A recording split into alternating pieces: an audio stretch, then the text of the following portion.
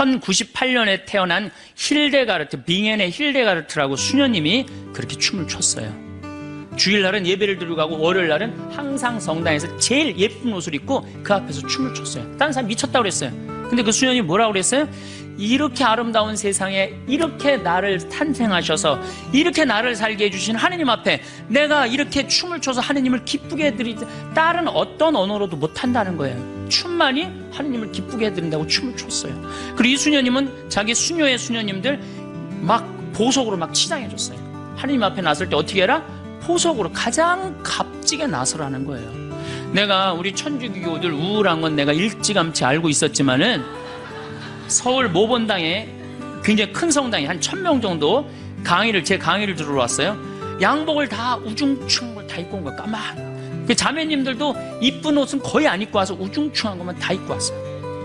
우울하니까 우리는 밝은 옷을 입고 성당에 갈 생각을 안 하는 거예요. 이쁜 옷을 입고 성당에 갈 생각을 안 하는 거예요. 어떻게 하면 우울해 보일까? 이걸 고민하는 사람들 같아. 그래갖고 그냥 전체가 우중충하더라고요. 그래서 이게 여러분도 한번 색깔을 보라고. 그랬더니 자기네들이 보고 웃더라고요. 우리들이 분위기가 이렇게 항상 가라앉아 있구나. 여러분들 유치원에 아이를 보냈어요. 여기 유치원 보낼 분들은 별로 안 보이긴 하지만 그래갖고 이놈이 올챙이송을 배웠어. 그 유치원에서. 옆집에 놀러를 갔더니 얘가 개울가에 올챙이 한 마리 있고 막 그리고 춤을 추면서 엄마 앞에서 엉덩이를 실룩실룩 그리고 막 재롱을 펴. 이뻐요 안 이뻐요? 야, 이거 유치원에서 가르쳐줬냐? 예, 유치원에서 가르쳐줬고 내가 엄마 아빠한테 지금 쳐드리는 거예요. 집에 와갖고 똑같이 유치원 다니는 아이한테 너 올챙이 소 좀 한번 해봐라. 나 싫어 엄마, 하기 싫어. 밥이나 줘. 아니 죽으라고 돈 벌어갖고 유치원 보내갖고 옆집에는 춤추는데 나한테 재롱 좀 떨으라고 그랬는데 춤 안 추고 입이나 이렇게 내놓고 밥이나 달라고 과자나 사달라고 그러면은 걔 이쁠 것 같아 안 이쁠 것 같아요? 하느님이 개신교 성도들이 이쁠 것 같아? 천주교 교우들이 이쁠 것 같아? 하느님 입장에서 누가 이쁠 것 같아요? 나는 개신교 성도들이 훨씬 이쁠 거라고 생각해요. 영상을 라디오처럼 편하게 틀어놓고 들으셔도 좋습니다. 구독과 좋아요, 알람 설정 꾹 눌러주세요. 황창현 신부님의 행복 특강 지금 바로 시작합니다. 제가 지난 시간에도 말씀드렸듯이 우리가 성당에 나오는 이유는 내 마음의 평화를 얻기 위해서 나오는 게 아닙니다. 하느님께 경배드리고 찬양드리고 감사드리기 위해서 나오는 거예요. 왜?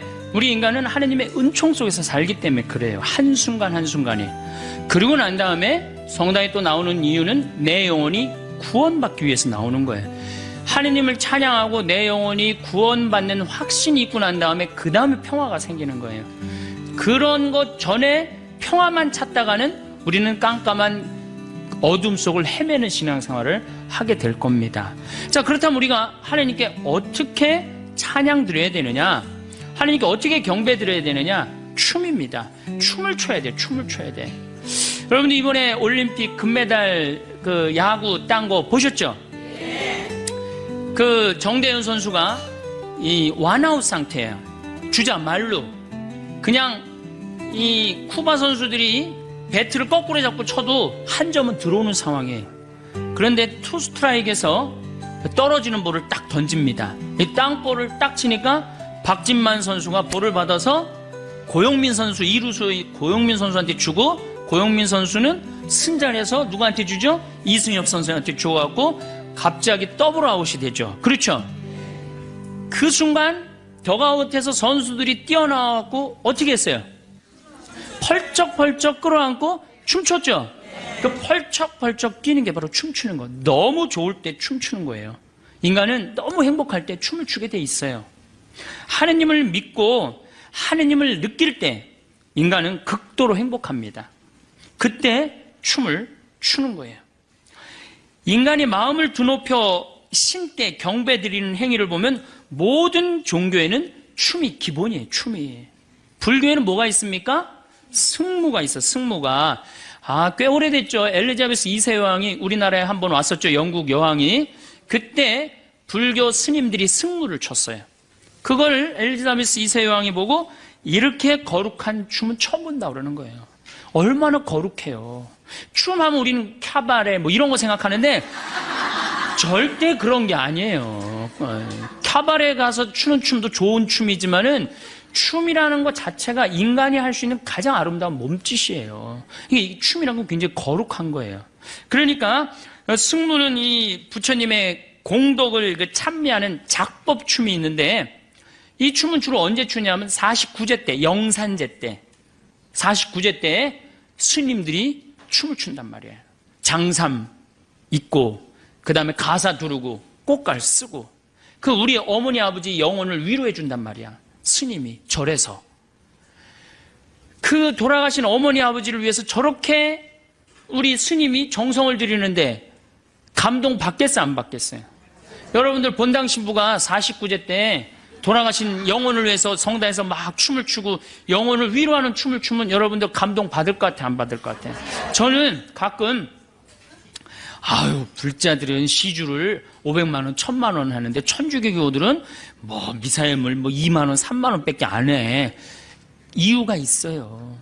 그만큼 정성을 들이니까 500만 원, 1000만 원 하는 거예요. 우리는 아무것도 되는 것도 없이 돈 1000만 원 내라 그러면 누가 그 1000만 원을 내? 내가 여러분들 앞에서 어머니 아버지 돌아가신 49제 때 춤추면서 기도하고 노래하면 여러분들 얼마 낼 것 같아? 10만 원으로 해결 안 될걸? 그렇죠? 적어도 500만 원, 1000만 원으로 해결해야 될 거예요. 그러니까 그만큼 정말로 춤이라는 건 아름다운 도구라는 거예요.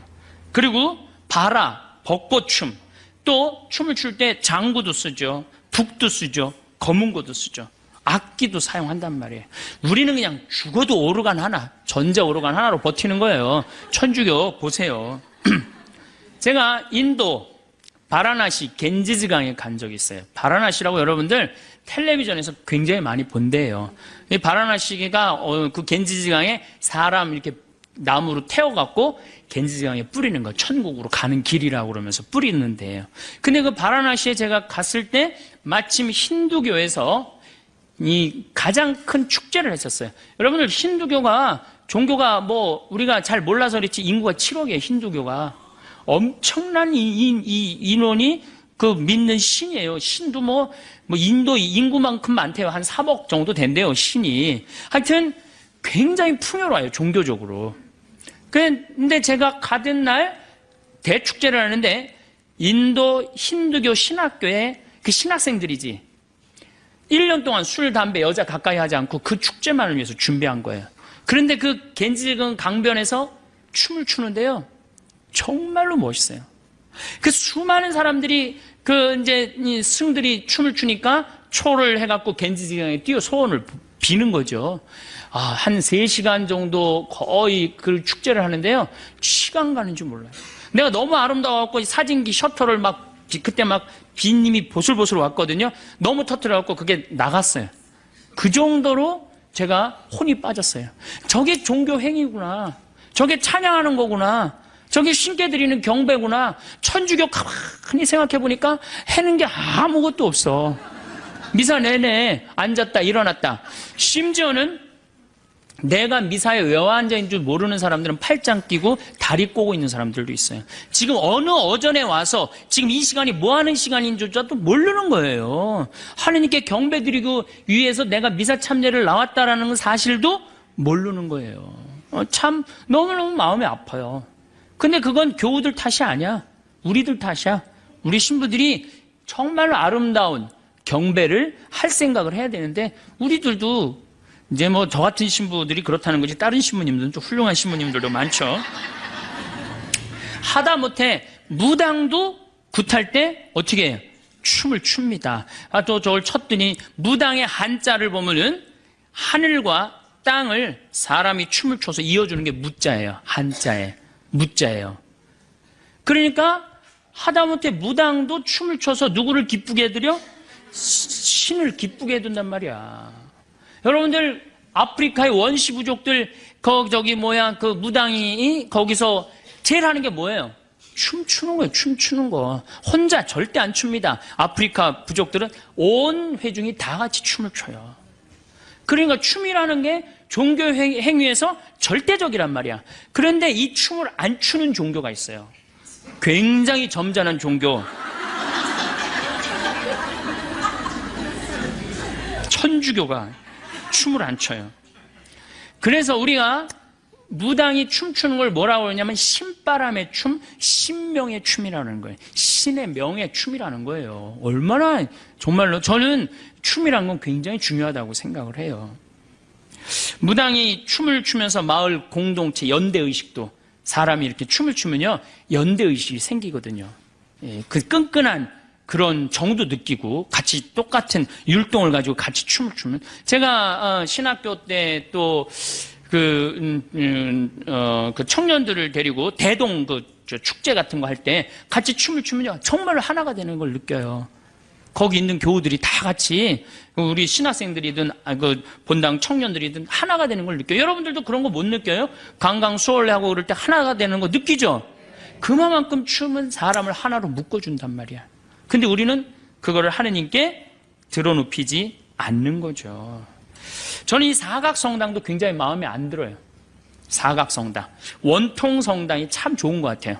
왜냐하면 이렇게 둘러서서 서로 이렇게 뭔가 하나가 되는 느낌인데, 사각은 뭐야? 저게 신부 있고 우린 뒤에서 구경하고, 그거 그렇게 돼 있거든. 요즘 개신교, 많은 개신교 그 교회들 한번 보세요. 안에가 다 둥그래요. 사각은, 사각하고 원하고는 굉장히 많이 차이가 나요. 그래서 요즘은 제대를, 많은 성당에서 제대를 어떻게 앞으로 쭉 빼갖고 교우들이 이렇게 둘러서 이렇게 할 수 있는 제대를, 외국에 나가보니까 그런 제대들이 굉장히 많더라고요. 이 교우가 하나 되는 거지. 맨날 구경하는 거야?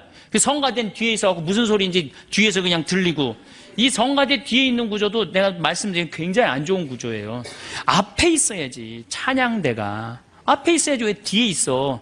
그냥 뭐 어떤 옷을 입고 어떻게 찬미를 하는지 우리 못 보잖아요. 그러니까 경배가 안 되는 거예요. 개신교는 워십 댄스라고 하면 있어요. 워십 댄스, 경배 춤을 춘단 말이에요. 그래서 제가 이렇게 자료를 찾아보니까 성탄 때는 1부회 때는 말씀, 2부회 때는 워십 댄스로 다 같이 춤추면서 하나님께, 제가 이 분당에 있는 교회 하나 청년 예배 가보니까 1000명이야. 1000명이 서서 1시간 동안 춤을 추면서 예배를 하더라니까요. 그러니까 1시간 하고 나면은 경배한 것 같아, 안 한 것 같아요? 경배한 것 같죠. 내가 예배 드린 것 같죠. 이번에 2008 부산 해운대에서 어웨크니스라는 개신교에서 찬양 경배 예배가 있었어요. 근데 그거를 또 보니까 그 해운대 넓은 데서 아이들이 춤추면서 울면서 기도하면서, 야, 우리 천주교 학생 미사를 가만히 생각을 해봤어요. 이 기둥대에 애들이 앉아갖고 그냥 주보 그냥 만지작거리고 그냥 어떻게 하면 얼굴 안 보이니까 고개 팍 숙이고 있다가 집에 이제 주보 하나 들고 가는 거예요. 증거물이라고. 나 성당 갔다 왔다, 이걸로. 뭐라고, 너 갔다 왔어, 안 갔다? 이거 내 주보 봐봐, 이거 갔다 왔지. 그냥 의무감에서 왔다 가는 거예요. 그러니까 점점 하느님과 하나 되는 그 길이 자꾸 멀어지는 거예요. 마음이 자꾸 안 뜨거워지는 거죠. 춤을 춘다는 거는 이게 어린아이와 같은 순수한 마음으로 하느님께 드러나는 거거든요. 자꾸 우리가 점잖으면 점잖을수록, 이 마음이 이렇게 늙어가면 늙어갈수록 춥니까 안 춥니까? 절대 춤 안 춥니다. 영어의 worship이라는 단어를 보면은 섬김, 엎드려 부복함, 입맞춤, 존경의 자세예요. 이 경배는 바로 그런 거예요. 행위로 나와야지, 행위로 나와야 되는데 우리는 행위가 안 해요. 내가 불교를 보면요, 정적인 종교가 아니에요. 불교는 굉장히 동적인 종교예요. 왜? 108배 하잖아요. 108배. 그렇죠? 부처님 앞에서 108번 절하면서 이 사람들의 마음이 얼마나 깨끗해지는지 저는 알아요. 여러분들 예수님한테서 한 108배 한번 해봐. 마음이 얼마나 깨끗해. 아니 108번 왜 꼭 부처님한테만 해야 돼? 우리 천주교에서도 좋은 거는 갖고 와서 해야지. 온 세계가 다 좋은 거는 받아들여야 돼요. 108배, 3000배. 3000배면 아마 예수님에 대한 사랑. 제가 어제요, 저녁에 잠이 안 와갖고 KBS에서 천장지구라는 그 티베트 그 라사로 순례하는 거, 2100km를 오체 투지하는 거야. 5걸음 걷고 절하고 2000km를 가는 걸 보면서요, 내가 신부 생활 이제 17년 했는데 그러니까 180일 동안 그렇게 하는 거예요. 180일 동안. 저게 신앙이구나. 나는 너무 쉽게 간다. 나뿐만 아니라 천주교도 쉽게 가요, 안 가요? 지금 신앙생활 거저. 여러분들 이슬람교 정확하게 하루에 5번씩. 지금 라마단 기간 동안 해뜰 동안은 밥도 안 먹고 철저합니다. 우리는 거의 거저가요. 거의. 옛날에는 성당에 장개틀이라도 있어갖고 꿀키라도 했지. 요즘 또 이게 많이 안 친다고 장개틀 다 없어갖고 이제는 건방질 대로 건방져 가는 거야. 계속 이제 꿀지도 않고. 그러니까 자꾸 우리가 신앙이라는 거하고는 자꾸 멀어지는 거예요. 그래, 나 하나 편안하면 되는 거야. 내 마음의 평화. 안 줘? 그럼 딴 데 가보는 거예요. 가봐도 그래도 천주교밖에 없는 것 같아. 가끔씩 들르는 교우들이 그래서 이제 생기는 거죠. 다시 말씀드려서 신앙의 기본 틀이 무너진 거예요. 우리가 지금 신앙의 기본 틀이 무너진 거예요. 그래서 하느님께 정말로 이제는 춤을 춰야 된다. 내가 정말 하느님을 사랑하고 하느님께 정말로 감사하고 정말 하느님께 경배드리고 싶으면 춤을 춰야 된다. 신부님, 내가 만약에 춤추면 좀 미쳤다고 드디어 성당 저렇게 열심히 여기저기 영성 성숙 교육 갔다 오더니 완전 미쳐갖고 이제 이게 춤까지 춘다고 이거 완전히 미쳤다고. 여러분들 밤 10시에 혼자 성당에 가서 추세요. 문 걸어 잠고 어떻게? 문 걸어 잠고 하느님 오늘은 내가 가장 예쁜 옷을 입고 내가 하느님께 춤을 춰드릴게요. 근데 성가하면서 춤추세요. 이렇게 한 바퀴 돌아도 보고 손도 한번 올려보고 이렇게 양손 한번 올려보고 그렇게 한번 하느님께 한번 이쁘게 좀 해보세요. 내 마음이 뜨거워지고 하느님께 경배드리는 기분이 든다니까요. 구약 성서를 보면 하느님 앞에서 춤추는 거 기본이에요. 모세가 그 지긋지긋한 에집트에서 탈출을 합니다. 홍해바다를 건너자마자 어떻게? 미리암이 손복을 들자 여자들이 모두 그 뒤를 따라 손복을 들고 뭐를 췄다? 춤을 추었다. 춤이라는 게 구약 성서에도 굉장히 많이 나옵니다. 다윗은 하느님의 계약의 궤를 예루살렘 성으로 옮길 때 너무 기쁜 나머지 껑충껑충 춤을 춥니다. 사무엘 하건에 재미난 얘기가 나와요. 다윗은 아마포 에봇을 입고 온 힘을 다하여 주님 앞에서 춤을 추었다. 우린 정말 하느님께 받은 은혜가 감격스러울 때 껑충껑충 춤을 춰야 됩니다. 천주교 신부가 내가 만약에 춤추면 여러분들 이렇게 저 미쳤나 진짜. 천주교 신부가 체면을 차려야지 저게 뭐 하는 거야. 이 얘기를 누가 하냐면 다윗의 부인이고 사울의 딸 미갈이 다윗한테 합니다. 오늘 이스라엘의 임금님이 건달패 가운데 하나가 알몸을 드러내듯이 자기 신하들의 여종이 보는 앞에서 벗고 나서니 그 모습이 참 볼만하더군요 하고 미갈이 다윗을 비웃어요. 백성들 앞에서 옷 벗고 춤췄다고. 그게 말이 되는 얘기예요. 임금이 백성들 앞에서 춤추니까. 그러니까 다윗이 뭐라고 그러냐면 주님께서는 당신 아버지와 그 집안 대신 나를 뽑으시고 나를 주님의 백성 이스라엘의 영도자로 세우셨어. 바로 그 주님 앞에서 내가 흥겨워하는 것이오. 나는 이보다 더 자신을 낮추고 내가 보기에도 천하게 될 것이오. 이렇게 다시 당당하게 얘기를 해요. 나는 하느님으로부터 선택받았고 하느님 주님 시편에 인간이 무엇이기 이렇게 따뜻하게 돌보시네. 우리 집안이 무엇이기 이렇게 계속 다윗이 하는 노래예요. 계속 입만 열면 인간이 무엇이기 이렇게 돌봐주시고 우리 집안이 무엇이기 이렇게 돌봐주시나이까. 다윗이 계속 그렇게 노래를 합니다. 시편 전체에 걸쳐서. 얼마나 다윗이 하느님 앞에서 겸손한 거예요. 미갈이 어떻게 되는 줄 알아요? 죽을 때까지 애가 없었어요. 그 다윗 춤추는 거 욕하다가.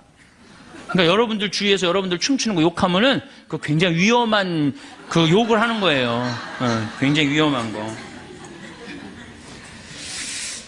우리가 세계 최고의 종교이기 때문에 체면도 차려야 되고 점잔도 빼야 한다고 생각하고 아무것도 하지 않는다면 우리는 죽을 때까지 아이를 가지지 못한 미갈의 신세가 될 거예요. 신약에 와서는 성모님은 엘리사벳의 축복을 듣자 마리아의 노래를 불렀는데 첫 노래마디가 뭐였느냐? 내 영혼이 주님을 찬미하고 내 마음이 나의 구원자 하느님 앞에서 기뻐 뛰논다. 그래. 기뻐 뛰논다. 춤추는 거예요. 뛰노는 게 춤추는 거죠. 우리 하느님 앞에서 뛰놀아야 돼. 이렇게 성서의 전체에 하느님께 받은 은총의 감사를 드릴 때 우리 성도들은 신앙의 성도들은 춤과 화답으로서 하느님께 찬미를 드렸어요. 여러분들이 만약에 자식이 서울대학에 합격했어. 춤출 것 같아, 안 출 것 같아? 아니, 내 딸이 사법고시에 합격을 해갖고 판사가 될지 검사가 될지 이제 그 길만 남아있어. 춤출 것 같아, 안 출 것 같아? 추죠? 너무 기쁠 때 춤을 추는 거예요. 내가 하느님께 받은 은혜가 너무 커. 춤 춰야 돼, 안 춰야 돼요? 이제 출 거죠? 네. 그 낮에 가서 추지 말고 밤 10시에 가서 추라니까. 이렇게 춘 사람이 있어요. 1098년에 태어난 힐데가르트, 빙엔의 힐데가르트라고 수녀님이 그렇게 춤을 췄어요. 주일날은 예배를 드리고 가고 월요일날은 항상 성당에서 제일 예쁜 옷을 입고 그 앞에서 춤을 췄어요. 다른 사람 미쳤다고 그랬어요. 근데 그 수녀님이 뭐라고 그랬어요? 이렇게 아름다운 세상에 이렇게 나를 탄생하셔서 이렇게 나를 살게 해주신 하느님 앞에 내가 이렇게 춤을 춰서 하느님을 기쁘게 해드리지 다른 어떤 언어로도 못한다는 거예요. 춤만이 하느님을 기쁘게 해드린다고 춤을 췄어요. 그리고 이 수녀님은 자기 수녀의 수녀님들 막 보석으로 막 치장해줬어요. 하느님 앞에 나설 때 어떻게 해라? 보석으로 가장 값지게 나서라는 거예요. 내가 우리 천주교들 우울한 건 내가 일찌감치 알고 있었지만은 서울 모본당에 굉장히 큰 성당에 한 1000명 정도 제 강의를 들으러 왔어요. 양복을 다 우중충한 걸 다 입고 온 거예요. 까만. 그 자매님들도 이쁜 옷은 거의 안 입고 와서 우중충한 것만 다 입고 왔어요.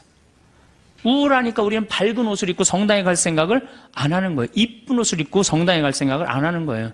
그 어떻게 하면 우울해 보일까? 이걸 고민하는 사람들 같아. 그래갖고 그냥 전체가 우중충하더라고요. 그래서 이게 여러분도 한번 색깔을 보라고. 그랬더니 자기네들이 보고 웃더라고요. 우리들이 분위기가 이렇게 항상 가라앉아 있구나. 여러분들, 유치원에 아이를 보냈어요. 여기 뭐 유치원 보낼 분들은 별로 안 보이긴 하지만, 그래갖고 이놈이 올챙이송을 배웠어. 그 유치원에서. 옆집에 놀러를 갔더니, 얘가 개울가에 올챙이 한 마리 있고, 막 그리고 춤을 추면서 엄마 앞에서 엉덩이를 실룩실룩 그리고 막 재롱을 펴. 이뻐요, 안 이뻐요? 야, 이거 유치원에서 가르쳐줬냐? 예, 유치원에서 가르쳐줬고 내가 엄마 아빠한테 지금 쳐드리는 거예요. 집에 와갖고 똑같이 유치원 다니는 아이한테 너 올챙이 송 한번 해봐라. 나 싫어, 엄마. 하기 싫어. 밥이나 줘. 아니, 죽으라고 돈 벌어갖고 유치원 보내갖고 옆집에는 춤추는데 나한테 재롱 좀 떨으라고 그랬는데 춤 안 추고 입이나 이렇게 내놓고 밥이나 달라고 과자나 사달라고 그러면은 걔 이쁠 것 같아, 안 이쁠 것 같아요? 하느님이 개신교 성도들이 이쁠 것 같아? 천주교 교우들이 이쁠 것 같아? 하느님 입장에서 누가 이쁠 것 같아요? 나는 개신교 성도들이 훨씬 이쁠 거라고 생각해. 뭐 우리가 하는 게 뭐 있어? 헌금을 많이 해, 춤을 춰, 응? 1000원 내면서 시키는 건 왜 이렇게 많은지 하느님 이거 해놔라 저거 해놔라. 입장이 바뀌는 거예요. 누가 하느님이야? 실질적으로 내가 하느님이고 하느님은 내 종이 돼버리는 거예요. 그러니까 우리가 하느님께 그러니까 찬양이 중요한 거예요. 경배를 해야만이 하느님하고 나하고의 관계가 제대로 형성되는 거예요. 여러분들 이제 어떻게 하세요? 춤추세요. 우리 천주교가 장자의 상속권이 있다고 버티고 있지만 저절로 구원의 상속이 이루어지는 건 아닙니다. 그리고 구약 성서를 보면요, 상속은 장자가 하는 법이 없어요. 이삭이 장자였어요? 다윗이 장자였어요? 솔로몬이 장자였어요? 장자 아니었어요. 다 세상 사람들이 아니라고 생각한 사람들이 다 하느님의 계보를 이었어요. 우리도 똑같아요. 우리가 지금 건방지게 있을 처지가 아니에요. 점잠 빼고 앉아있을 처지가 아니에요. 그래서 춤을 춥시다. 제가 파푸아 뉴기니에 내 동창신부가, 외방성교회 동창신부가 본당, 마당교구의 할로파 성당에 본당 신부를 했었어요. 그래서 이제 선교사로 나가 있으니까 동창이니까 내가 할로파를 갔어요. 이름이 왜 할로파냐면은 그 성당은 산 꼭대기에 있어요. 정말 그림 같은 동화 속에 나오는 성당이에요.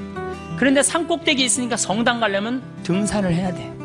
그래갖고 3시간, 4시간씩. 그리고 이 교우들이 어떻게 맨발로 올라옵니다. 맨발로 올라와. 옷도 성당 주일날 입는 옷은 하얀, 평상시엔 거의 옷도 안 입고 있어. 다 그냥 정말 가슴도 막 다 그리고 다니는데 주일날만은 옷을 다 싸들고 와요. 그래갖고 산 꼭대기에 딱 올라오면은 바로 하늘하고 맞닿아 있는 데가 성당이에요. 그래서 헬로우 파파, 하느님 안녕. 그래서 성당 이름이 할로파 성당이에요. 할로파 성당. 거기 성당에 갔는데 내가 이제 주일인데 내가 이제 그 화면을 나중에 평화방송하고 해갖고 보여주고 싶은데 16, 17살짜리 아이들이 춤을 추면서 성서를 들고 나오는데요. 이야, 정말로 아름답더라고요. 이게 하느님께 경배 드리는 거구나. 나는 하느님께 헛경배 드렸다 이제까지. 너무 아름답더라고요. 헌금을 하는데 또 아이들이 탁 바구니 꽃 뭐 이런 거 막 뭐 포도주 뭐 빵 이런 거 탁 해갖고 춤을 추면서 나오는데요. 이야, 정말 너무 아름답더라고요. 하느님이 정말로 기뻐하시겠구나. 그러니까 이게 한국 이렇게 보다가 딱 할로파 보면은 그쪽으로 눈이 그냥 팍 꽂히실 것 같은 생각이 들더라고. 한국에 뭐해? 한국에서는 우리 이제 정말로 하느님께 경배 드려야 돼요. 우리 천주교가 그나마 성령 세미나, 성령 기도회 때 보면은 한복 입고 이쁘게 앞에서 찬양 춤추는 분들이 있어요. 또 따라하고. 저는 참 좋다고 생각해요. 뭐 우리 성령 세미나 하는 사람들 무슨 이 정신 나가고 약간 막간 사람들이 모여서 하는 거라고 생각하는데 절대 전 그렇지 않다고 생각해요. 정말로 찬양의 맥을 잇는 공동체예요. 고마워해야 돼, 성령 세미나한테. 그래서 여러분들도 성령 기도에 정말로 찬양하고 싶어. 난 신부님한테 성당 나가는 이유가 마음의 평화가 아니라 경배하기 위한 거다. 성령 세미나 나가세요. 뭐 잘 찾아서 가세요. 용한 데만 찾아 나가지 말고. 네.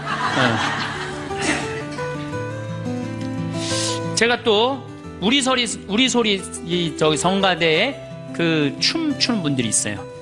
근데 내가 이분들을 우리 성필리포 생태마을 창시하신 김창림 필리포 신부님 팔순잔치 제가 초대를 했어요. 근데 미사 처음부터 끝까지 기리에 주여 자비송, 대영광송 이거 춤으로 표현하는데요.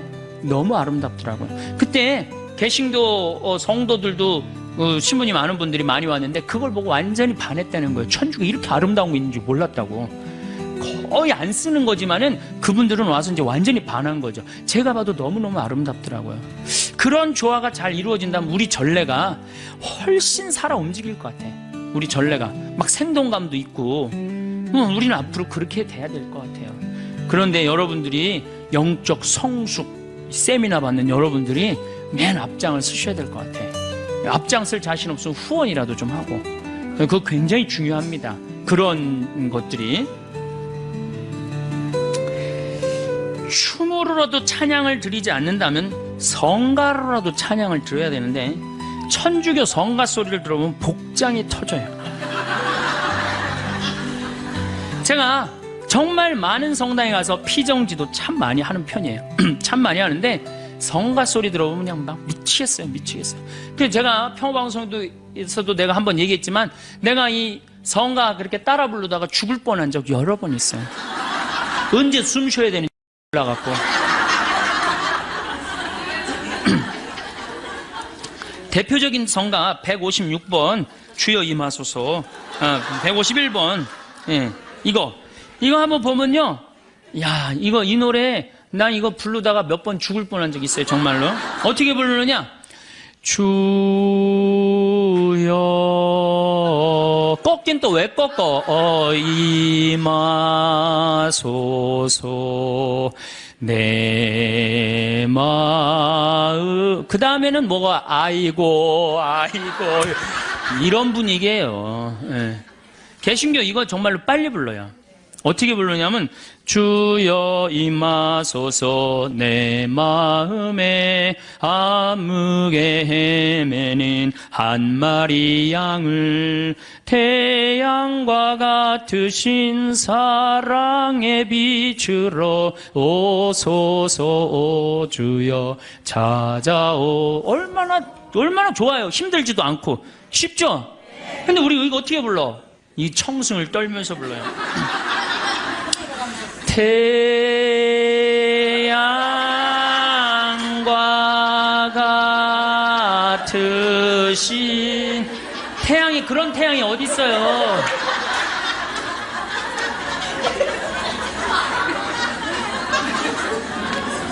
개신교는 성가라고 안 그럽니다. 찬송가라고 그래. 찬송한다 이거야. 그 다음에 성가대도 뭐라 그래? 찬양대라 그래. 찬양대. 우린 성가야. 우린 거룩해야 돼. 거룩해야 돼. 그래서 우리가 부르는 노래들이 주로 하이든, 베토벤, 슈베르트 이런 사람들하고 놀아요. 300년 전에 죽은 사람들 거 지금 부르고 있거든요. 그래서 27번 이 세상 덧없이, 이게 하이든 곡이고요. 이게 꿈이 몸이 굉장히 많은 노래예요. 이거 굉장히 어려운 노래예요. 풀잎 끝에 맺혀진 이슬방울같이 이 세상의 모든 것 덧없이 지나네. 이렇게 불러야 되는데 이걸 어떻게 불러? 풀잎 끝에 맺혀. 그러니까 이게 힘들으니까 성가를 안 부르는 거예요. 그리고 우리는 놀아도 하이든, 고전파하고만 놀아요. 고전파. 네. 32번 언제나 주님과 함께. 이것도 하이든 곡이에요. 언제나 주님과 함께 산다면 우리는 얼마나 행복되리. 사랑의 주 예수 홀로 모시고 영원히 여기서 살고 지고. 사랑의 주 예수 홀로 모시고 영원히 여기서 살고. 이런 기분으로 해야 되는 노래거든요. 근데 우리 어떻게 불러 이거? 언제나 주님과 이렇게 부르면 나중에 어떻게 되는 줄 알아요? 이게 홀로 모시고 영원히 안 불러요. 힘들어요. 천천히 하니까 안 부르는 거예요. 그러니까 성가도 현대인의 심성에 맞는 곡을 불러야 되는데 우리는 이게 1700년도에 태어난 분들, 이게 하이든이 베토벤, 모차르트와 더불어 3대 고전파야, 고전파. 이 노래를 아직도 부르고 있단 말이야. 물론 이게 나쁘다는 게 아니에요. 듣기는 좋지만 부르기가 굉장히 어렵고 해석을 잘 해야 되는데 우리 해석할 능력이 있어요, 없어요? 무슨 하이든이 누군지도 모르고 몇 년도에 죽어갖고 몇 년도에 태어난지도 모르는데 어떻게 해석을 해? 내가 제일 부르기 싫은 노래 구세주 빨리 오세요. 이 노래 정말로 구세주 빨리 오사 어두. 왜 이렇게 길어? 이거 2절까지 막 승질 나잖아요. 태장성가 2절까지 3절까지 하고. 이게 빨리 오래는 곡인지 빨리 올지 말래는 곡인지 헷갈릴 때도 많아요. 이 노래 그렇게 부르면 안 돼요. 구세주 빨리 오사 어둠을 없이 하며 동정 마리아에서 탄생하옵소서. 이렇게 신나게 불러야지 빨리 올 거 아니야. 이 오래는 건지 말래는 건지 뭐 원조들이 6박자 다 해주고 범죄한후. 아 정말로 그래도 성당 계속 나오는 거 보면 신기해되는 거예요. 누가 나오는 거야? 여러분들이 나오는 거 아니야. 여러분들 안에 계신 예수님이 나오는 거야. 그래서 여러분들은 끌려 나오는 거, 끌려 나오는 거예요. 그래서 모든 성가대, 모든 천주교의 성가대들이 고민이 뭐냐면 성가대 단원 확보하는 게 제일 어려워요. 그놈의 성가대 단원하는 게 너무너무 어려워. 그런데 성가 좀 하라고 그러면은 그냥 꽁문을 뺍니다. 근데 이 사람들이 노래방 가면요 서로 마이크 잡고 노래하는 사람들이에요. 바깥에서는 빠르고 좋고 즐거운 노래는 잘하는데 성가대는 올라가기 싫은 거예요. 그러니까 정말로 성가대 서로 들어가야 되는데 그렇잖아요. 하느님 찬양하는데 춤추고 노래하는 거 그것처럼 대단한 게 어디 있어요. 내가 하느님을 정말 찬양하고 싶으면 어떻게 하는 게 제일 좋아? 성가대 들어가야 될 거 아니야. 성가대. 그런데 그냥 성가대만 하라면 꽁무니를 빼요. 노래방 가면 그냥 마이크 안 뺏기려고 그러는 사람들이 성가만 하라고 그러면 이게 우리가 성가가 지금 우리 지금 이 대중하고 교우들하고 안 맞는 거죠. 그래서 조금 더 우리가 곡을 좀 많이 바꿔야 되지 않을까. 좀 그런 생각을 해요. 제가 밀라노 주교자 성당에 갔었어요. 이탈리아 밀라노 주교자 성당에 갔었는데 그때 무슨 전례를 참여했냐면 암브로시오 전례를 참여를 했어요. 암브로시오 전례. 암브로시오 전례를 참여했는데 그날이 마침 십자가 현양 축일이었어요. 9월 14일 십자가 현양 축일인데 거기가 밀라노 주교자 성당이 암브루시오 전례하는 성당이에요.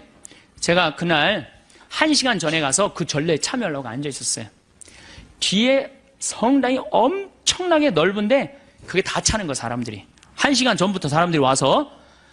그런데 성가대는 어디서 나타났는지 맨 앞에 있는데 성가대가 초등학교 4학년서부터 고등학교 1학년 남자애들만이에요. 그러니까 밀라노 주교자 성당의 성가대원이 됐다. 집안의 영광이에요. 가문의 영광이에요. 그리고 걔네들은 그게 학교야, 그냥. 학교야, 바로 성가대가 바로 학교야. 나가서 버스를 보니까 버스도 틀려요. 얼마나 버스가 멋있는지. 우리나라 그 야구 선수들 타고 다니는, 운동 선수들 타고 다니는 버스 있죠? 그런 게 2대인가 3대가 있는 거예요. 십자가 현양 축일에 그 높은 그 밀라노 성당 막 첨탑이 막 뾰족뾰족한 그 높은 성당에 하나의 가마가 제대 가운데서 빛을 내면서 쫙 올라가는데, 얘네들이 폴리포니 곡이라고 6부 곡을 부르는데요. 정말 이게 천당인지 뭐 구분이 안 돼요. 막 너무너무 아름다운 거. 파이프 오르간, 전자 오르간도 아니고 파이프 오르간 그냥 확 하지. 빛이 쫙 한 5분 올라가는데 5분 내내 얘네들이 성가를 하는데, 이야, 정말로 멋있더라고요. 그래갖고 딱 빛이 올라가더니 갑자기 빛이 딱 십자가로 바뀌는 거예요. 그런데 그냥 또 조명을 또 쫙 비춰갖고 십자가가 쫙 내려오는 거예요. 또 5분 동안 애들이 그 내려오는 동안 성가를 쫙 하는 거예요.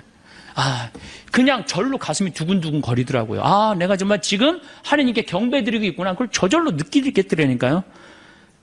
내가 헌금을 10달러를 했어, 10달러를. 너무 감동받아갖고. 그런데 우리나라 천주교 주교자 성당들, 또 큰 성당들, 과연 그만큼 돈을 투자하느냐. 내가 얼마 전에 베르디 음대 대학원까지 졸업한 아이가 그래. 걔는 뭐 주일미사를 한 번도 안 빠져요. 지금 나이가 35인데도. 한국에 들어와도 천주교는 아무리 좋은 대학을 들어도 천주교는 키워주질 않는다는 거예요. 개신교는 성가대가 다 키워준다는 거, 성가대가. 명성교회 솔리스트, 그 합창단이 300명이 있는데, 솔리스트 중에 50명이 교수래, 교수. 그러니까 거기에 쓰는 것 자체, 그리고 그냥 애들을 막 키워주는 거야. 그러니까 그냥 종교, 음악, 문화가 막 일어나는 거죠. 천주교는 가진 자산은 무지하게 많지, 좋은 곡들도 너무너무 많지, 정말 꿈도 못 꾸는 곡들이 너무너무 많아요. 다 죽여버리는 거예요. 왜? 우리가 그런 데 관심이 없으니까. 왜? 우린 마음의 평화만 찾으면 되는 거야. 지금 뭐 경배, 찬양 이거 필요 없어. 마음의 평화만 찾으면 되는 거야. 그러니까 자꾸 죽는 거예요, 전례가. 돈을 들여야 될 거 아니야, 돈을. 제가 평택에서 본당 신부할 때 오케스트라를 했었어요. 50명. 걔네들이 지금 다 유학 나가 있어, 초등학교. 걔네들이. 평택의 애들이. 키우기만 하면은 돈도 많이 들이지도 않았어요. 선생님 30만 원, 50만 원 돼갖고 그냥 한 2년 되니까 처음에는 막 삑사리 내고 깽깽거리더니 딱 2년 지나고 나니까 할렐루야를 연주를 해드리니까 애들이. 정말로 우리는 조금만 관심을 가져주면 우리 천주교 안에는 자산이 무궁무진해. 근데 이걸 누가 다 죽이고 있어? 점잖으신 천주교, 우리 한국 천주교 교우들이 다 죽이고 있는 거예요. 구약 성서를 보면은 얼마나 많은 악기들이 성가에 동원되었는지 알 수 있어요. 역대기 상권 25장을 보면은 다윗은 예배 책임자들을 뽑아 비파와 수금, 자바라를 연주하게 했다. 자바라 뭐냐? 꽝꽝 치는 거 있죠? 그 자바라를 연주하게 했다. 그 성가대 수가 몇 명이냐면 288명이었다는 거예요. 288명. 나는 명동 성당에서 한 번도 주일 예배, 미사를 못 봤는데, 명동 성당에 몇 명이나 될까요? 한 200명 되나요? 200명도 더 돼요? 예, 성가대가. 솔로몬 시대에 가서는 찬양 규모가 더 커집니다. 역대기 하곤에 보면 사제들이 성소에서 나올 때였다. 거기에 있는 사제들은 모두 조에 관계없이 정결 예식을 마친 상태였다. 그리고 레위인 성가대, 곧 아삭과 헤만과 여두둔과 그의 아들들과 형제들이 모두 고운 아마포 옷을 입고, 그러니까 옛날에도 성가대원들은 다 이쁜 옷을 입었다는 얘기예요. 지금은 성가대들 다 이쁜 옷 입죠? 자바라와 수금과 비파를 들고 제단 동쪽에 늘어서 있었다. 그들 곁에 나팔수 사제, 성가대를 사제라고 표현해요. 성가대를. 나팔수 사제 120명도 함께 있었다. 나팔수만 120명이 있었다는 얘기예요. 그 구약 시대도. 나팔수들과 성가대는 한 소리로 주님을 찬양하고 찬송하였다. 쇠 나팔과 자바라와 그 밖의 악기에 맞춰 정령 주님께서는 선하시고 주님의 자애는 영원하시다 하며 주님을 찬양하는 소리를 드높일 때 구름이 그 집, 곧 주님의 집에 가득 찼다. 사제들은 그 구름 때문에 서서 일을 할 수가 없었다. 주님의 영광이 하느님의 집에 가득 찼던 것이다. 이 정도는 대아주 찬양이라고 말할 수 있는 거예요. 근데 우리가 주님 앞에 찬양을 드리기 위해 뭘 갖고 나와 있어요? 주님 앞에 찬양을 드리기 위해서 정말로 뭔가를 해야 되는데 우리는 안 하는 거예요. 안 하는 거. 그래서 제가 말씀드렸듯이 종하고 주인이 바뀌었어. 누가 우리를 찬양해주고 누가 우리를 경배해줘? 하느님 우리를 찬양해주고 하느님 우리를 경배해주는 거, 마음의 평화 얻으시라고 계속. 제가 또 불란서 떼제 공동체에서 불란서 떼제 막공이라는 조그만 떼제 공동체 가서 피정을 했었어요. 갔는데요, 거기는요 한 주일에 3,000명씩 와요. 근데 종교 구분 없어요. 천주교 개신교 다 와도 상관없어요. 그런데 거기 가보니까 또 밀라노는 엄청난 전례인데 거기는 성가가 아주 단순해. 내가 그 악보를 갖고 왔는데 지금 그 악보를 안 갖고 들어왔는데 음이 딱 한 음절이야. 그걸 계속 반복하는데 모든 사람들이 감동받는 거예요. 그래갖고 아침 7시, 난 12시, 저녁 7시 미사 있어요. 그걸 하는데 그 수많은 사람들이 거기서 감동을 받고 그 차고 넘친단 말이에요. 그 하느님께 찬양 드리는 거, 하느님께 경배 드리는 거, 단순한 이유 하나로 온 세계 사람들이 다 모인다는 얘기예요.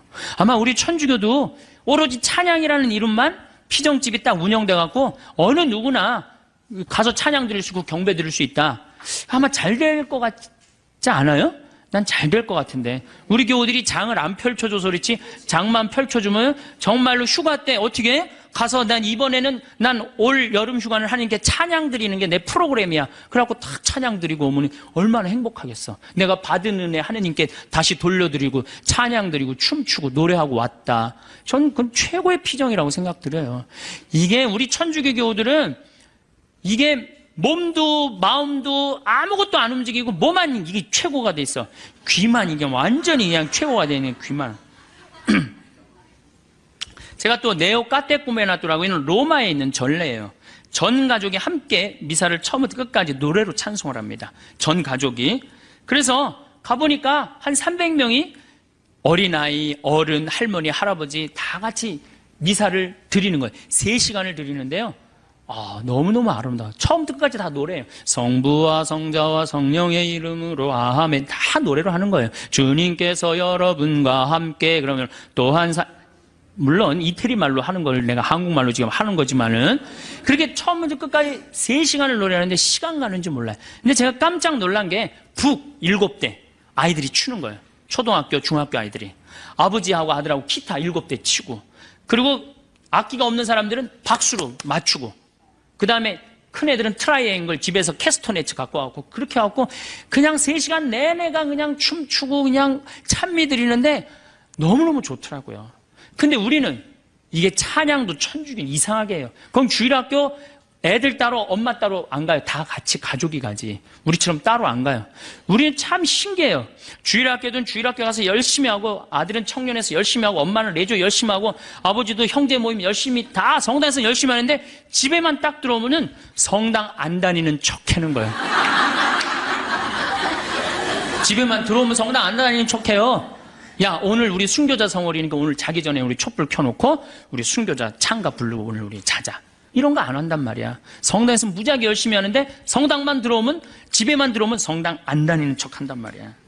제가 강원도 평창 생태마을에서 떼제 기도하고 춤은 제가 만들었어요. 제가 만들어갖고 우리 교우들한테 오늘은 특별하게 하느님께 춤도 추고 찬양도 드리자고. 신부님 기도 시간이 얼마나 하면 2시간 정도 걸릴 거예요. 2시간을 어떻게 해, 신부님? 우리가 1년에 한 번 이렇게 놀러 왔는데 2시간이나 기도하면 어떻게 해요? 1시간으로 줄여주세요. 대부분의 진행자들이 와서 저한테 그래요. 그럼 1시간으로 해보자. 그 대신 선택은 여러분들이 하는 거니까 기도를 해보자. 대개 그렇게 지루할 것 같은 기도 시간이 3시간 항상 걸려요. 그리고 더 하려고 그래. 난 자러 가야 되는데 막 더 하려고 그래. 왜?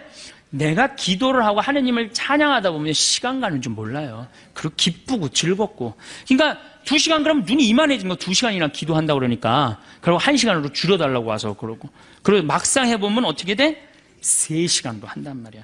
요즘 우리 한국 천주교 뭐 신상옥 씨, 또 현정수 신부, 또 우리 후배 김태진 신부들이 좋은 곡들 많이 갖고 요즘 청년들이 그런 분위기로 많이 업이 돼 있어요. 그래서 저는 이런 분위기가 정말로 많이 유지됐으면 좋겠어. 우리 천주교교들은 춤도 안 춰, 노래도 안 해. 정말 편안한 신앙인 생활하고 있는 거죠. 저는 아무리 생각해도 우리 천주교 교우들이 지금도 굉장히 많이 왔잖아요. 이게 기적이라고 생각해요. 사실 뭐가 있어, 우리가. 기적 아니에요. 주일마다 꽉꽉 차는 거면 기적이야. 그 이유는 딱 한 가지야. 성체 성사 때문에. 성체. 예수님이 내 안에 들어와서 내 안에 사시기 때문에 그 기운으로 우리가 사는 거예요. 여러분들 정말로 성체 감사해야 돼. 성체. 우리가 예수님을 주님이라고 부르는 이유는 예수님을 주인님으로 모시겠다는 고백이에요. 주님이라고 부르기는 하지만 진정한 종은 예수님이 되어 있어요. 이제 우리 예수님을, 하느님을 다시 하느님의 자리로 올려드리고 우리는 하나님께 경배드리고 찬양드리는 그러한 피조물로 우리의 자리를 찾아야 돼요.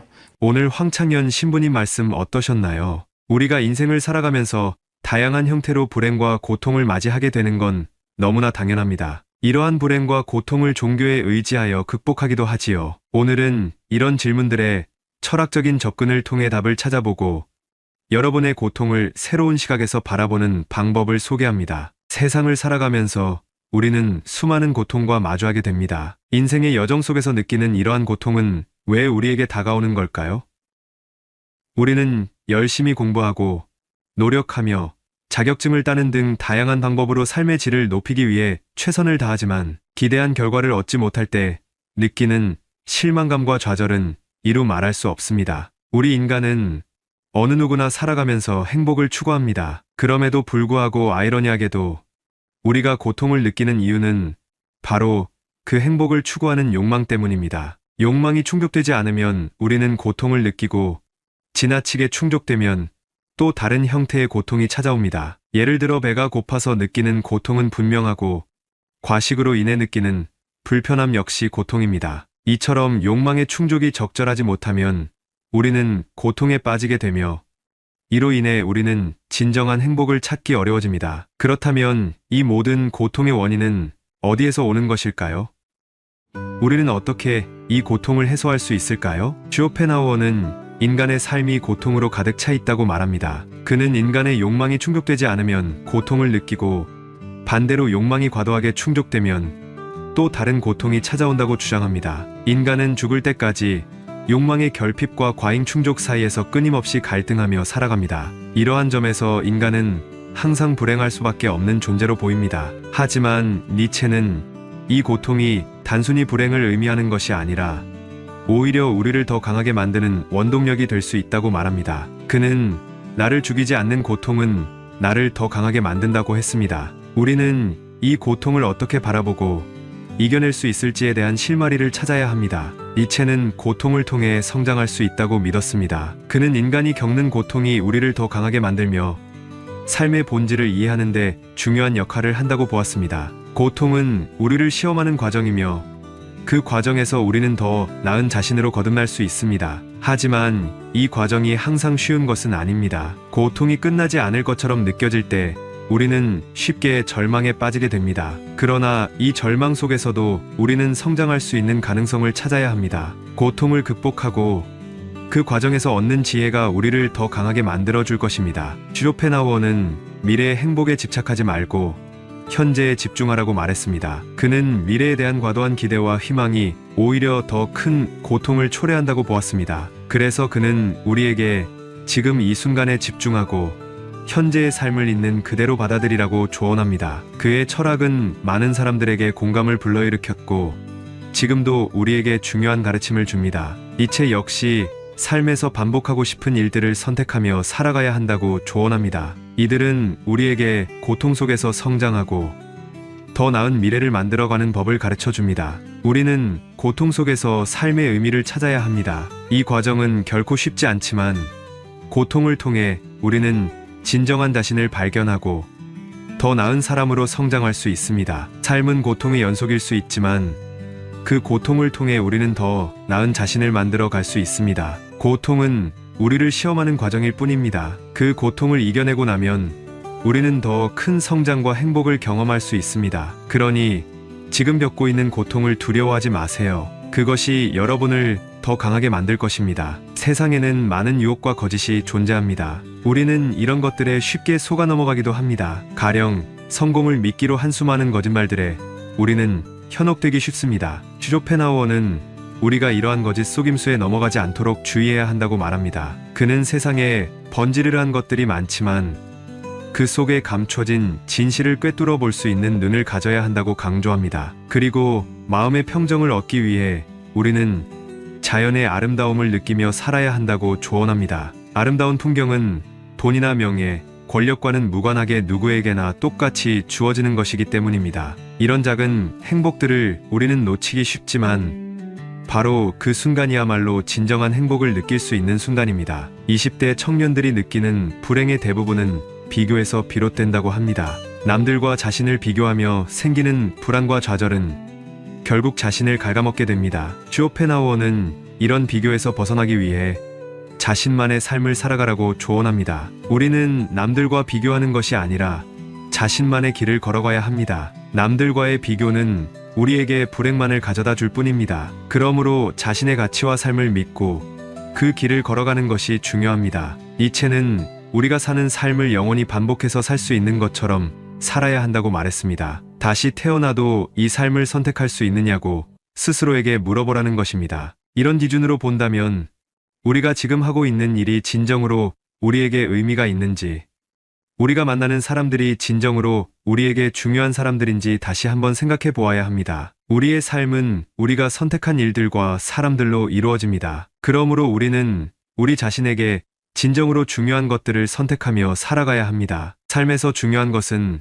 우리 자신이 진정으로 원하는 것이 무엇인지 아는 것입니다. 우리는 삶에서 여러 가지 어려움과 고통을 겪습니다. 그 고통을 통해 우리는 성장할 수 있습니다. 그러니 지금 겪고 있는 고통을 두려워하지 마세요. 그것이 바로 여러분을 더 강하게 만들 것입니다. 우리는 그 고통 속에서 진정한 행복을 찾을 수 있습니다. 삶은 고통의 연속일 수 있습니다. 그러나 그 고통을 이겨내고 나면 우리는 더 큰 행복과 성장을 경험할 수 있습니다. 이 영상이 여러분에게 조금이라도 인생의 의미를 찾는데 도움이 되기를 바랍니다. 여러분의 고통이 결코 헛되지 않음을 기억하시면 좋겠습니다. 이러한 내용들을 참고하시어 삶의 지혜를 얻고 마음 평안을 누리시면 좋겠습니다. 오늘 영상 도움 되셨다면 구독, 좋아요, 알람 설정 꾹 눌러주시고 이 영상을 소중한 분들께도 공유해주세요. 다음에 더 좋은 영상으로 찾아뵙겠습니다. 감사합니다.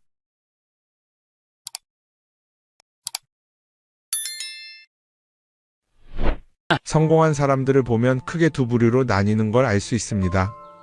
하나는 자신이 성공했다고 여기저기 떠벌리고 다니는 사람들, 그리고 또 하나는 조용히 아무 말 없이 자기 삶을 사는 사람들입니다. 우리는 흔히 성공을 하면 자연스럽게 자랑하고 싶어질 거라고 생각하죠. 좋은 차를 사고 비싼 시계를 차고 SNS에 멋진 사진을 올리고 싶을 겁니다. 왜냐하면 그렇게 하면 남들이 나를 더 인정해 줄 거라고 믿으니까요. 하지만 현실은 그렇지 않습니다. 오히려 진짜 성공한 사람들은 그렇게 행동하지 않습니다. 왜냐하면 보여줄 필요가 없기 때문입니다. 돈이 많다고 높은 자리에 있다고 유명하다고 해서 굳이 그걸 드러낼 필요는 없습니다. 그걸 아는 사람들은 이미 알고 있고 모르는 사람들은 알 필요가 없죠. 그런데도 굳이나 성공했다고 떠드는 사람들이 있습니다. 그런 사람들은 왜 그럴까요? 간단합니다. 그 사람들은 사실 그렇게까지 성공한 게 아니기 때문입니다. 우리는 종종 SNS에서 성공한 사람들을 봅니다. 해외여행을 가고 고급 레스토랑에서 밥을 먹고 멋진 차를 타고 다니는 모습? 그런데 가만히 보면 그런 걸 보여주는 사람들은 언제나 뭔가를 팔고 있습니다.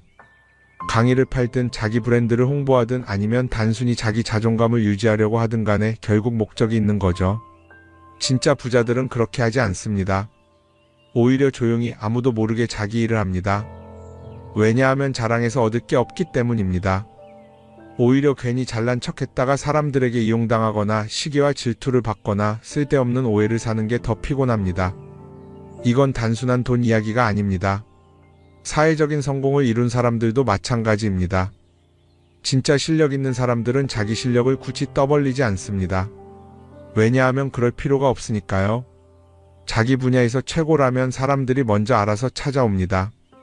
반대로 실력이 부족한 사람일수록 자기를 포장하려고 애씁니다. 우리가 흔히 듣는 말이 있죠. 빈수레가 요란하다. 이 말이 괜히 있는 게 아닙니다. 정말 내실이 있는 사람들은 굳이 시끄럽게 굴지 않습니다. 반대로 겉만 번지르르한 사람들은 자기가 얼마나 대단한지 떠들고 다닙니다. 이걸 좀 더 현실적인 예로 들어볼까요? 동창회에 나가면 꼭 이런 사람이 있습니다. 옛날에는 별거 아니었는데 갑자기 잘 됐다고 나타나서 자기가 얼마나 성공했는지 자랑하는 사람. 처음에는 다들 와 대단하다 하고 들어주지만 시간이 지나면 어떨까요? 대부분 속으로 이렇게 생각할 겁니다. 저 사람 뭐 저렇게까지 티를 내? 결국 그런 사람은 점점 멀어지게 됩니다. 반면에 정말 성공한 사람들은 조용합니다. 굳이 자기가 어떻게 살고 있는지 설명하지 않죠. 그런 사람들은 오히려 주변에서 먼저 알아보고 자연스럽게 존경을 받습니다. 그게 진짜 성공입니다. 그럼 우리는 어떻게 해야 할까요? 내가 뭔가를 이루었을 때 굳이 남들에게 알릴 필요가 있을까요? 물론 가까운 사람들에게 좋은 소식을 전하는 건 좋습니다. 하지만 굳이 모든 사람들에게 나 이렇게 잘 살고 있어요 하고 알릴 필요는 없습니다.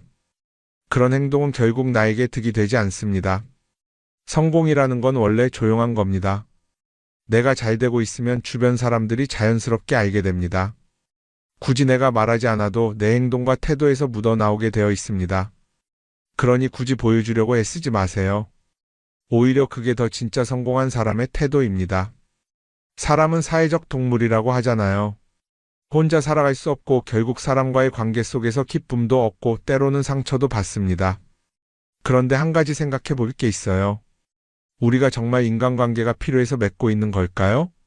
아니면 그냥 그래야 한다고 배워서 어쩔 수 없이 유지하고 있는 걸까요?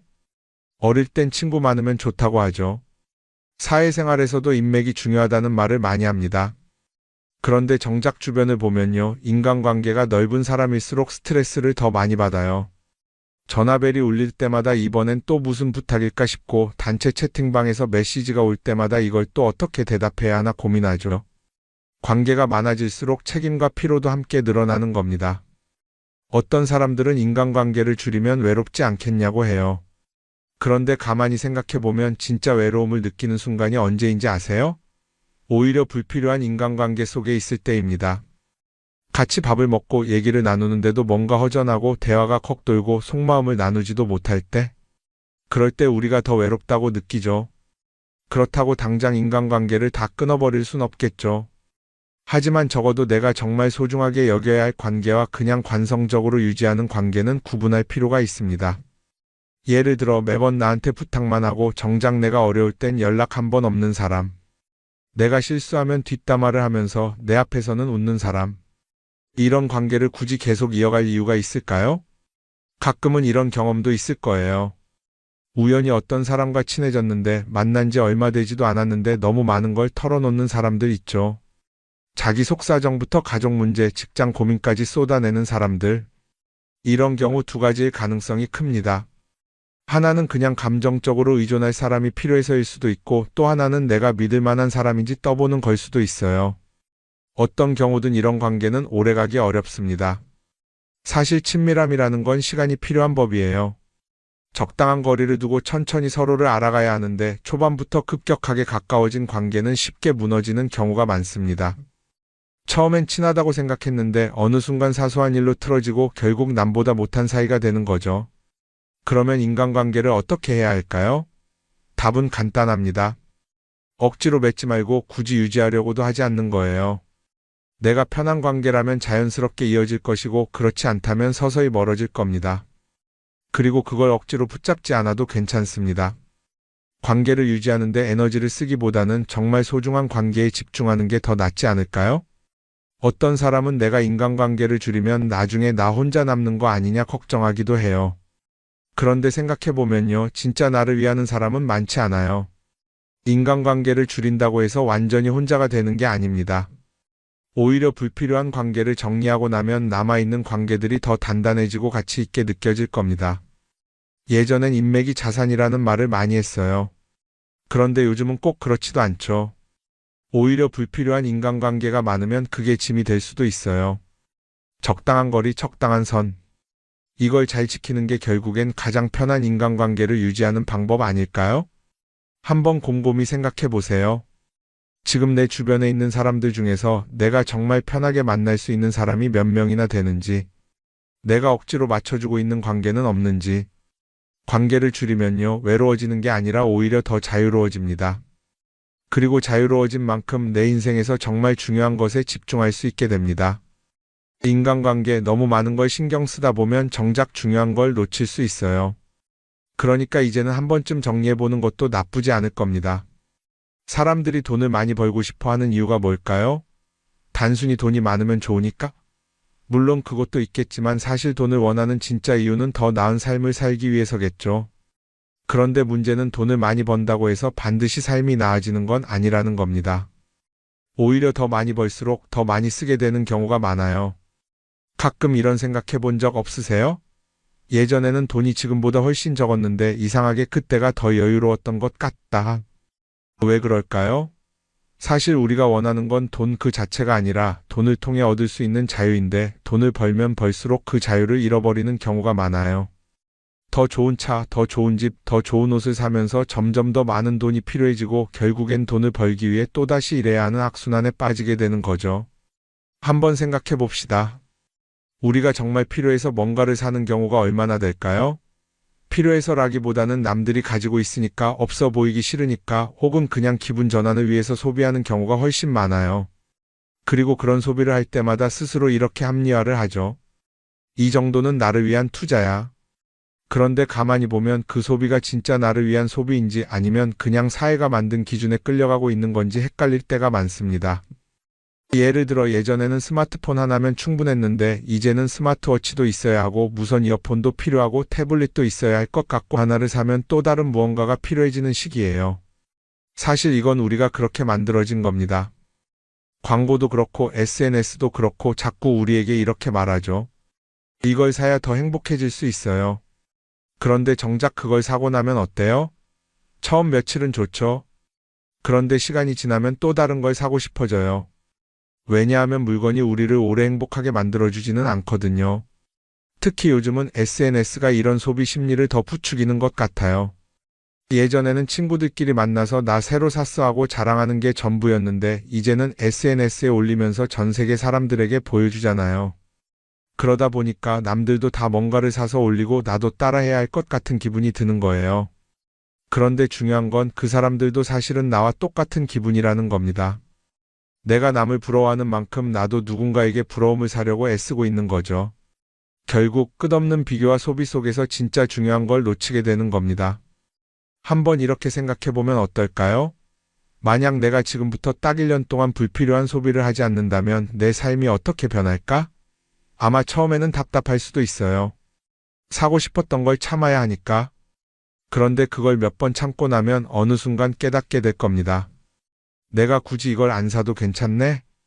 그렇게 불필요한 소비가 줄어들면 자연스럽게 돈이 쌓이겠죠. 그런데 돈이 쌓이는 것보다 더 중요한 게 있어요. 바로 마음의 여유가 생긴다는 겁니다. 돈을 쓰지 않는다고 해서 불행해지는 게 아니라 오히려 소비로부터 자유로워지면서 진짜 행복을 찾을 수 있어요. 물론 이걸 실천하는 게 쉽지는 않겠죠. 우리 주변에는 소비를 부추기는 것들이 너무 많으니까요. 하지만 적어도 이런 건 해볼 수 있습니다. 뭔가를 사고 싶을 때 한 번만 스스로에게 물어보는 거예요. 이게 정말 나한테 필요한 걸까? 아니면 그냥 순간적인 욕심일까? 만약 그 질문을 던졌을 때 5초 안에 당연히 필요하지 라는 답이 나오지 않는다면 사실 그건 없어도 되는 물건일 가능성이 큽니다. 정말 필요한 건 고민할 필요도 없이 바로 떠오르거든요. 그러니까 이제는 한 번쯤 생각해 봐야 할 것 같아요. 나는 지금 내가 원하는 삶을 살고 있는 걸까? 아니면 남들이 만든 기준에 맞추기 위해 내 시간을 팔고 있는 걸까? 소비를 줄인다는 건 단순히 돈을 아끼는 게 아닙니다. 그건 결국 내 삶의 선택권을 되찾는 일이거든요. 돈을 많이 버는 것도 중요하지만 더 중요한 건 그 돈을 어떻게 쓰느냐입니다. 그리고 때로는 아무것도 사지 않는 게 최고의 선택일 수도 있어요. 우리는 요즘 SNS 없이 사는 게 거의 불가능한 시대에 살고 있죠. 아침에 눈 뜨자마자 휴대폰을 확인하고 출근길에도 SNS를 보고 잠들기 전까지도 계속 들여다봅니다. 그러면서 남들이 어떻게 사는지 보고 나도 모르게 비교하게 되고 때로는 초조해지기도 하죠. SNS에 올라오는 사진들 한번 보세요. 맛집에서 멋진 음식을 먹고 해외여행을 다니고 좋은 옷을 입고 성공한 삶을 사는 사람들. 그런데 가만히 보면 이 사람들이 정말 행복해서 저런 사진을 올리는 걸까요? 아니면 그냥 행복해 보이고 싶은 걸까요? 실제로 SNS에 가장 많이 올라오는 사진이 뭔지 아세요? 남들이 부러워할 만한 순간들입니다. 집에서 편하게 쉬고 있는 모습이나 출근길에 지친 얼굴, 어제 먹다 남은 배달 음식 사진 같은 건 잘 안 올리죠. 대신 멋진 레스토랑, 명품 가방, 고급 호텔 같은 것들이 올라옵니다. 왜 그럴까요? 결국 SNS는 보여주기 위한 공간이기 때문입니다. 여기서 중요한 게 있어요. 우리가 SNS에서 보는 건 그 사람의 삶 전체가 아니라 편집된 일부 장면이라는 겁니다. SNS는 마치 한 편의 다큐멘터리나 영화처럼 잘 꾸며진 장면들만 보여줍니다. 그런데도 우리는 그걸 보면서 아, 저 사람은 나보다 더 행복하구나 하고 착각하죠. 예를 들어 SNS에서 한 친구가 해외여행을 가서 아름다운 풍경을 찍어 올렸다고 해볼게요. 우리는 그걸 보면서 부럽다, 나도 저렇게 살고 싶다라고 생각하겠죠. 그런데 정작 그 친구는 사진을 찍고 나서도 일 때문에 스트레스를 받고 있을 수도 있고 여행 비용을 감당하느라 카드가 걱정을 하고 있을 수도 있습니다. 그 부분은 우리는 알 수가 없죠. 그런데 문제는 이렇게 남들과 비교하는 습관이 쌓이면 결국 내 삶이 초라하게 느껴진다는 겁니다. 원래는 그냥 조용히 살아도 괜찮았는데 SNS를 보고 나면 나만 뒤처지는 것 같고 뭔가를 더 해야 할 것 같고 괜히 불안해지죠. SNS는 기본적으로 사람들의 비교 심리를 자극합니다. 남들이 가진 걸 나도 갖고 싶게 만들고 남들이 하는 걸 나도 해야 할 것 같은 기분이 들게 만들죠. 그러다 보니 필요하지도 않은 걸 사게 되고 무리해서라도 화려한 곳에 가게 되고 남들에게 보여주기 위해 사는 삶을 살게 됩니다. 그럼 어떻게 해야 할까요? 사실 정답은 간단합니다. SNS에서 보이는 것들을 곧이곧대로 믿지 않는 것입니다. 그리고 더 중요한 건 남과 비교하는 걸 멈추는 것이에요. 어떤 사람이 비싼 차를 타고 다닌다고 해서 그 사람이 꼭 행복한 건 아닙니다. 좋은 차를 타고 다니지만 밤마다 사업 걱정에 잠 못 이루는 사람도 많아요. 반대로 대중교통을 이용하지만 마음 편하게 사는 사람도 있죠. 결국 행복은 보이는 것이 아니라 느끼는 것입니다. SNS를 덜 보면 덜 불행해진다는 연구 결과도 있어요. 하루 종일 남의 삶을 보면서 비교하는 시간을 줄이면 내 삶에 집중할 수 있는 시간이 많아지는 겁니다. SNS를 완전히 끊을 필요는 없지만 최소한 그 안에 있는 것들이 전부 진짜라고 생각하지 않는 태도는 필요합니다. 우리는 누구나 자신만의 속도로 살아가고 있어요. 남들은 남들대로 사는 거고 나는 나대로 살면 됩니다.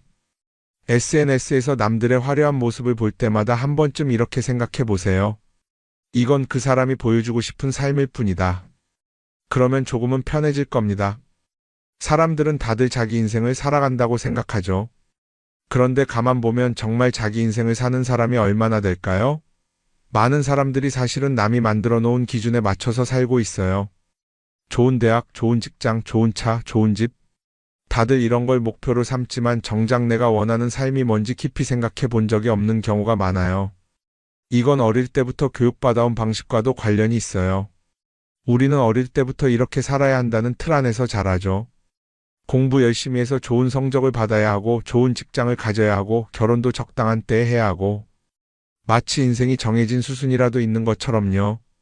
그러다 보니 나 스스로 정말 원하는 걸 고민하기보다는 그냥 남들이 정해놓은 목표를 따라가게 돼요. 그런데 이렇게 남의 기준에 맞춰서 살다 보면 어느 순간 공허함을 느끼게 됩니다. 이게 정말 내가 원했던 삶인가? 하는 의문이 들 때가 오죠. 어릴 땐 성적이 목표였고 사회에 나와서는 연봉이 목표였고 결혼하고 나서는 아이 교육이 목표였는데 그 목표를 이루고 나면 허무한 거예요. 계속 뭔가를 이루긴 했는데 정작 나는 어디에 있는지 모르겠는 거죠. 진짜 중요한 건 내가 원하는 게 뭔지를 아는 것이에요. 그런데 이게 쉽지 않죠. 오랫동안 남의 기준대로 살아왔기 때문에 막상 내가 정말 원하는 게 뭐지? 하고 물어보면 선뜻 대답하기 어려운 경우가 많아요. 하지만 이 질문을 하지 않으면 우리는 평생 남이 정한 기준 속에서 살게 됩니다. 그럼 어떻게 해야 할까요? 첫 번째로 필요한 건 내가 왜 이런 생각을 하게 됐는지 스스로 점검하는 거예요. 예를 들어 내가 비싼 차를 사고 싶다고 생각한다면 그게 정말 내 필요 때문인지 아니면 남들에게 잘 보이기 위해서인지 한번 따져봐야 해요. 만약 남들이 나를 어떻게 볼까 하는 게 더 중요하다면 그건 내 기준이 아니라 사회가 만들어 놓은 기준일 가능성이 큽니다. 두 번째는 다른 사람의 의견에 휘둘리지 않는 연습을 하는 거예요. 우리는 살아가면서 끊임없이 남들의 평가를 받죠. 그 나이에 그런 걸 시작한다고? 지금 그게 가능하겠어? 이런 말들이 우리를 흔들어 놓습니다. 그런데 그런 말에 신경 쓰다 보면 결국 아무것도 하지 못하게 돼요. 중요한 건 남들이 뭐라고 하든 내가 결정하는 거예요. 물론 남의 조언을 들을 수도 있고 참고할 수도 있죠. 하지만 최종 결정은 항상 내 몫이어야 합니다. 내가 결정하고 내가 책임지는 거. 그렇게 해야 내 삶을 온전히 내 것으로 만들 수 있어요. 세 번째는 내가 한 선택에 책임지는 자세를 가지는 거예요. 많은 사람들이 무언가를 선택하고 나서도 후회하죠. 괜히 이걸 했나? 이 선택이 잘못된 건 아닐까? 그런데 한 가지 확실한 건 후회한다고 해서 과거가 바뀌지는 않는다는 거예요. 내가 한 선택이라면 그 선택이 틀렸다고 해도 받아들이고 그 안에서 최선을 다하는 게 더 중요해요. 이렇게 말하면 그럼 실수하면 어떡하죠? 라고 걱정하는 분들도 있을 거예요. 하지만 생각해보면 우리가 실수를 두려워하는 이유도 결국 남의 시선 때문이에요. 내가 실패하면 남들이 날 어떻게 볼까? 이런 걱정이 더 크죠. 그런데 남들은 생각보다 우리한테 관심이 없어요. 우리가 성공하든 실패하든 남들은 자기 삶을 사느라 바빠요. 그러니까 내 인생의 주인은 결국 나 자신이라는 걸 명확히 할 필요가 있어요. 내 선택을 하고 그 선택에 책임지면서 남이 아니라 나에게 맞는 길을 찾는 것. 그게 진짜로 내 삶을 살아가는 방법이 아닐까요? 어쩌면 우리는 너무 오랫동안 이렇게 살아야 한다는 틀 속에 갇혀 있었는지도 모릅니다. 하지만 이제는 한 번쯤 생각해 봐야 합니다. 나는 진짜 내 삶을 살고 있는가? 그리고 만약 아니라면 지금부터라도 조금씩 바꿔보면 어떨까요?